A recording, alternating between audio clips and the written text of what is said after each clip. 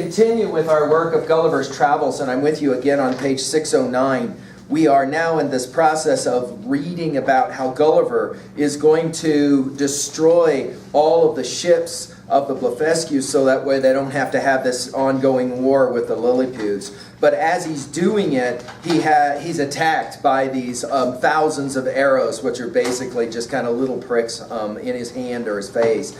I'm reading last lines on 609. My greatest apprehension was for my eyes, which I should have infallibly lost if I had not suddenly thought of an expedient, that is to say, a device used in an emergency. I'm at the top of 610, among other little necessaries, a pair of spectacles in a private pocket, which, as I observed before, had escaped the emperor's searchers. These I took out and fastened as strongly as I could upon my nose, and thus armed went on bodily with my work in spite of the enemy's arrows, many of which struck against the glasses of my spectacles, but without any other effect further than a little to discompose them. I had now fastened all the hooks, and taking the knot in my hand began to pull, but not a ship would stir, for they were all too fast held by their anchors, so that the boldest part of my enterprise remained. I therefore let go the cord, and leaving the hooks fixed to the ships, I resolutely cut with my knife the cables that fastened the anchors, receiving above 200 shots in my face and hands. Then I took up the knotted end of the cables to which my hooks were tied, and with great ease drew 50 of the enemy's largest men of war after me. So this is how big he is. He can take 50 huge ships and kind of drag them off. The Blefuscuians, who had not the least imagination of what I intended, were at first confounded with astonishment. They had seen me cut the cables and thought my design was only to let the ships run adrift or fall afoul on each other. But when they perceived the whole fleet moving in order and saw me pulling at the end, they set up such a scream of grief and despair that it is almost impossible to describe or conceive.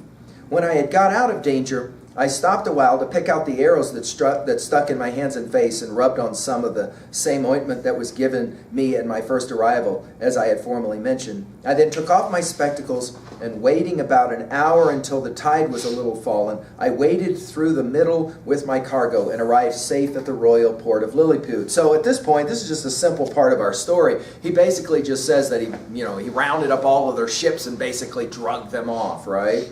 The emperor and his whole court stood on the shore expecting the issue of this great adventure. They saw the ships move forward in a large half-moon, but could not discern me, who was up to my breast in water.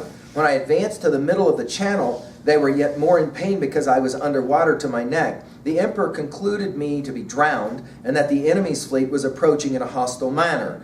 But he was soon eased of his fears, for the channel growing shallower every step I made, I came in a short time within hearing, and holding up the end of the cable by which the fleet was fastened, I cried in a loud voice, "Long live the most puissant Emperor of Lilliput!" This great prince received me at my landing with all possible encomiums and created me a nardac upon the spot, which is the highest title of honor among them. His Majesty desired I would take some other opportunity of bringing all the rest of his enemy ships into his port. So let's point out the irony of this here really quickly at level 1. He destroys part of the enemy's fleet, and the very first thing that the emperor does, other than giving him some special title, the Nardac Award, is he says, now I want you to go and to completely annihilate their entire fleet. Kill as many of them as you can, kill all their ships. Right? And so unmeasurable is the ambition of princes that he seemed to think of nothing less than reducing the whole empire of Blefuscu into a province and governing it by a viceroy, of destroying the big ender exiles and compelling that people to break the smaller end of their eggs, by which he would remain sole monarch of the whole world. In other words, it's not enough to win. He says this emperor has to keep going. He wants to completely destroy every Blefuscuian. But I endeavored to divert him from this design by many arguments drawn from the topics of policy as well as justice, and I plainly protested that I would never be an instrument of bringing a free and brave people into slavery. And when the matter was debated in council, the wisest part of the ministry were of my opinion. Now, this, of course, let's pause for a moment at 2a, is always going to be a part of this discussion, and that is the following.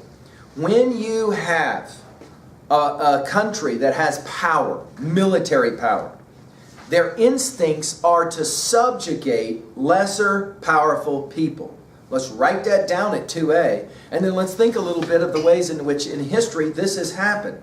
If you are a country or a people and you have superior military power, your first instincts, it seems, in the history of the world are to find people who don't have military power and to subjugate them and even enslave them in some way, right? And of course, usually you have to come up with some kind of silly reason to do this, the color of their skin, they have the wrong religion, something like this. And then of course, this will allow you or legitimate what we sometimes refer to in Manifest Destiny studies as redemptive violence, this idea that it's okay to kill them because they're not like us, right? Okay. This last line's on 6:11. This open, bold declaration of mine was so opposite to the schemes and politics of His Imperial Majesty that he could never forgive me. He mentioned it in a very artful manner at council, where I was told that some of the wisest appeared, at least by their silence, to be of my opinion, but others, who were my secret enemies, could not forbear some expressions which by a side wind reflected on me. And from this time began an intrigue between His Majesty and a junta of ministers maliciously bent against me, which broke out in less than 2 months, and had like to have ended in my utter destruction. Of so little weight are the greatest services to princes, when put into the balance with the refusal to gratify their passions. He makes an observation here at the very end of this part of the reading from the land of the Lilliputians, that if you do something good for a king or a prince of power, the first thing that the prince will do is to reward you with titles, and then the second thing the prince will do to you is to request more that you do. And sometimes if you disagree with his request, then you're going to be labeled an enemy of the state. And he says this is exactly what happened to him. Now, he ultimately leaves the land of the Lilliputians. Your anthology has a hard time of knowing what part of Gulliver's travels to actually cut out and put in the anthology. They've given you this little bit here to show you that Swift is making political observations, satiric observations about how dumb it is that people fight over the silliest things. Now, let's point out, though, at 2a, yes, people do fight over silly things, but that's silly from our perspective, from an objective outsider's perspective, right? Try to break up a fight between two 7th graders, and they are completely convinced they're fighting over the right reasons, and their fight is legitimate. You're on the outside looking in as a senior, and you say to both of them, you both are wrong. This is totally silly. You're fighting over something really insignificant. But remember, they don't think it's insignificant. They think it's really, really important. What Swift is pointing out through his satire is that, of course, every time we fight, every time we get upset, we think we are in the right. We think that our reason is serious. Swift is teaching us to kind of laugh at ourselves. So let's write this down at 2a. Swift is teaching us to laugh at ourselves, to say, when you really look objectively at human behavior, most of the time, we fight over the silliest of reasons. Not always, right? Not always. I mean, let's be fair. Hitler had to be stopped, right? He was going to exterminate peoples entirely if we don't stop him. But other wars and other battles easily can be defined as kind of, especially wars of religion, over real silliness when looked at from outside. Of course, on the inside, people are ready to die and kill for the thing they believe to be absolutely true. Let's just point out then, in the same way that Chaucer raised skepticism, Swift here is raising skepticism about what is a just war. Let's write that down at 2a. This question, what is a just war? It's a very old question. When is it right to fight and kill another person? When is that right? What allows for that to be a just act? This is a very, very old argument. Notice Swift here is raising some skepticism about politics and the way people go to war over some really stupid reasons, which if you could somehow kind of step back from it for a moment and look at it, you'd probably both laugh. Hardy, the great British poet, writes a really famous poem about how two people in war shot at each other and killed each other. But if they hadn't been in war, because they were total strangers, right? If they hadn't been in war, they probably would have met in a bar and exchanged some pleasantries and would have bought each other a drink. and would have sat for an hour and chatted about family and about things they cared about. But in war, two complete and total strangers point guns at each other and shoot each other to kill each other. Hardy pointing out sometimes it's really strange what leads people to fight in battles and in war. We now turn to the second part of your anthology reading from Gulliver's Travels, A Voyage to Brobdingnag. So this is another part of our story. Gulliver's second voyage leads him to Brobdingnag, an island located near Alaska that's inhabited by giants 12 times as tall as Gulliver. After being sold to the Queen of Brobdingnag, Gulliver describes the English social and political institutions to the king, who reacts to his description with contempt and disgust. Very interesting. Two things at level 1. Two things about this Brobdingnag. And by the way, make a note at level 1 that we've moved from the voyage to the land of the Lilliputians to the voyage of Brobdingnag. That way, if you see it on the exam, you're recognizing that these questions come from the second part of the reading. Let's point out a couple of things here really quickly. 1, Swift is playing a very interesting game about perspective, right? I once did this to try to explain what I'm talking about. Watch this game. We'll not do it, but mentally watch it. I had my seniors get out of their chairs and lay on the floor with their face up, and just look at the room from that perspective, laying on the floor with their face up. As they did it, I pointed out to them, you're sitting or lying now in the same room where a few seconds ago you were sitting. And yet notice how the room looks totally different. One of my students, for example, immediately pointing out all the crap that was on the underside of the tables. All the gum, for example, that was stuck there. Whoa, I never realized that was there. Didn't realize it until I got on the floor and looked up. What's the point Swift is making here? In the first part, he's big, they're little. In the second part, they're huge, he is little. And the perspective then, everything changes when you look at things from a different perspective.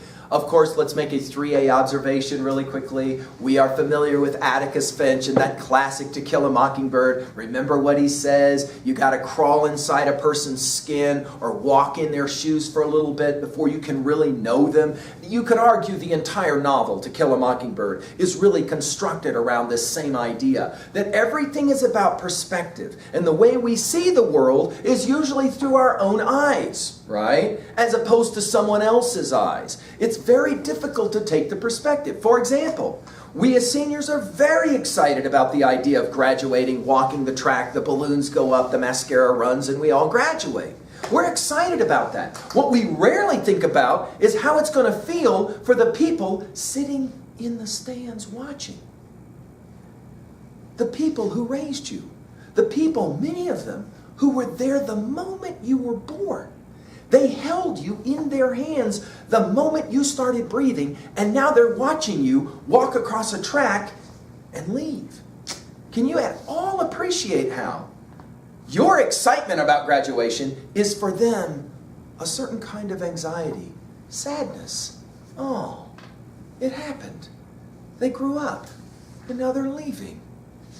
And that's very interesting. Most seniors go, haven't even thought about that as a different perspective on this idea of graduating. Let's go now to the voyage to Brobdingnag and Gulliver's second voyage, right? And we'll hear what he has to say about England. He is from England, and he is describing to the king of Brobdingnag what it's like. Now, again, get the picture. You got this little tiny 6-inch person talking to this huge 12-foot man about what we do in England, especially when we go to war. Watch. It is the custom, he's talking about in England, that every Wednesday, which as I have said before observed was their Sabbath, the king and queen with the royal issue of both sexes dine together in the apartment of his majesty. He's talking about now in Brobdingnag, to whom I was now become a favorite. And at these times my little chair and table were placed at his left hand before one of the statulars. This prince took a pleasure in conversing with me, inquiring into the manners, religion, laws, government, and learning of Europe, wherein I gave him the best account I was able. Now this is really interesting. Let's write it down at level 1. Swift is in some of his best satiric mode right now when he's an outsider and he's asked, hey, what is it like where you live, where you come from? What are your people like. And so now Swift is simply going to describe. Again, this is all going to be darkly satiric. Watch. His apprehension was so clear and his judgment so exact that he made very wise reflections and observations upon all I said. But I confess that after I had been a little too copious in talking of my own beloved country, of our trade and wars by sea and land, of our schisms in religion and parties in the state, the prejudices of his education prevailed so far that he could not forbear taking me up in his right hand and stroking me gently with the other, after a hearty fit of laughing, asked me whether I were a Whig or a Tory. Then turning to his first minister, who waited, this by the way, Whig or Tory would be like Republican Democrat. Then turning to his first minister, who waited upon him with a white staff, near as tall as the main staff of the royal sovereign, in other words, a huge ship, he observed how contemptible a thing was human grandeur, with which he be mimicked by such diminutive insects as I. In other words, he calls him an insect and says, you know, it's an amazing thing, you little people, and the way you like to think about the way that you can destroy people. Keep reading. And yet, said I dare engage those creatures have their titles and distinctions of honor. They contrive little nests and burrows, and they call houses in cities. They make a figure in dress and equipage. They love, they fight, they dispute, they cheat, they betray. And thus he continued on, while my color came and went several times with indignation to hear our noble country, the mistress of arts and arms, the scourge of France, the arbitress of Europe, the seat of virtue, piety, honor, and truth, the pride and envy of the world, so contemptuously treated. As he is describing England, this guy just starts laughing at him and he says, yeah, that's pretty funny, right? It would be like talking to some Lego man, for example, if you will, who tries to tell you about how amazing Legoland is for you. He's this little tiny minuscule, and you're just kind of laughing like, oh, okay. No, when we fight big wars and we blow lots of people up, you know, and you could just imagine he's like, yeah, right. He's just kind of laughing, making fun of him. We now turn to a different part of the Brobdingnag chapter. He laughed at my odd kind of arithmetic, as he was pleased to call it, in reckoning the numbers of our people by a computation drawn from the several sects among us in religion and politics. He said he knew no reason why those who entertain opinions prejudicial to the public should be obliged to change or should not be obliged to conceal them. And as it was tyranny in any government to require the first, so it was weakness not to enforce the second. For a man may be allowed to keep poisons in his closets, but not to vend them about as cordials. In other words, let's just put it in our notes this way. He is saying it's one thing to have a political opinion, but why would you feel the need to argue that political opinion in public, right? Now, any time, and I've taught this text many times in the course of a year when we were having a presidential election, anytime you have a presidential election, you can immediately reflect on these lines. Why is it the case that people get so unbelievably angry, heated, mad over political debates? They can have a political opinion, but why do they have to say it publicly? As if, for example, I'm right and you're wrong. And then we're going to get into this big fight over it type of thing. Swift obviously pointing out, for his day, just like today, you had political parties that were ready to cut each other's throats. Maybe not literally, sometimes literally, right? But obviously metaphorically. He observed, I'm continuing on 6:13, second paragraph. He observed that among the diversions of our nobility and gentry, I'd mentioned gaming, that is to say, gambling. He desired to know at what age this entertainment was usually taken up, and when it was laid down, how much of their time it employed, whether it ever went so high as to affect their fortunes, whether mean, vicious people, by their dexterity in that art, might not arrive at great riches and sometimes keep our very nobles in dependence, as well as habituate them to vile companions, wholly take them from the improvement of their minds, and force them by the losses they received to learn and practice that infamous dexterity upon others. Let's pause for a moment and point out, we said it already, Swift as moralist. In the last paragraph, he is pointing out how tragic it is that people gamble. That they will gamble and win is tragic from Swift because they didn't actually earn that money. That they would gamble and lose is really tragic, because inevitably when people gamble and lose, other people other than the one who lost are affected. We obviously think of families, don't we? If the father goes out and gambles large amounts of money, gambling is a serious addiction, and it was a serious addiction in Swift's day. Next paragraph, he was perfectly astonished with the historical account I gave him of our affairs during the last century, protesting it was only a heap of conspiracies, rebellions, murders, massacres, revolutions, banishments, The very worst effects that avarice, faction, hypocrisy, perfidiousness, cruelty, rage, madness, hatred, envy, lust, malice, and ambition could produce. Whoa, you might put a note to yourself, this is one of the most famous paragraphs from all of Gulliver's travels. In other words, what Swift is saying is, when you look at the history of England, of course, he says, we had Shakespeare. But far more, what did we have? We had avarice, greed, faction, hypocrisy, cruelty, rage, madness, hatred, envy, lust, malice. This is a listing of all of the terrible things that a country can be guilty of. Again, Swift, the moralist. He's basically asking, why is our country so nasty? Nasty to each other, nasty to other countries. It shouldn't be this way. Let's look at the next paragraph. His Majesty and another audience was at the pains to recapitulate, summarize, the sum of all that I had spoken compared with the questions he had made with the answers I had given. Then, taking me in his hands and stroking me gently, delivered himself in these words which I shall never forget, nor the manner he spoke them in. My little friend Gridgrig, you have made a most admirable pyrogenic upon your country. You have clearly proved that ignorance, idleness, and vice are the proper ingredients for qualifying a legislator. Whoa, this is nasty stuff. If you want to be a politician, you got to have these ingredients. Ignorance, you got to be stupid. Idleness, you got to be lazy. And vice, you got to be able to commit all kinds of crime and feel like it's okay. Whoa, nasty. That laws are best explained, interpreted, and applied by those whose interest and abilities lie in perverting, confounding, and eluding them. For people, for example, today, who have problems with Congress, our House of Representatives, and our Senate, and say they're nothing more than a whole bunch of crooks. Swift obviously playing the same game here when he's talking about Parliament.